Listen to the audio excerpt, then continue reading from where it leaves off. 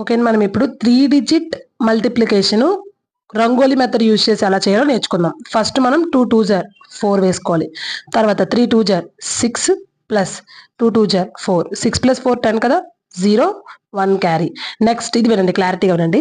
2 2 జార్ 4 ప్లస్ 2 1 జార్ 2 plus middle అనమాట 3 2 జార్ 6, 6 ప్లస్ 4 10, 10 ప్లస్ 2 12, 12 ప్లస్ 1 13 కదా, 3 1 క్యారీ. నెక్స్ట్ స్మాల్ 2 2 జార్ 4 ప్లస్ 3 1 జార్ 3, 7 4 ప్లస్ 3 7, 7 ప్లస్ 1 8 8. నెక్స్ట్ 2 1 జార్ 2. ఇదే ఆన్సర్ అనమాట, ఏం లేదు.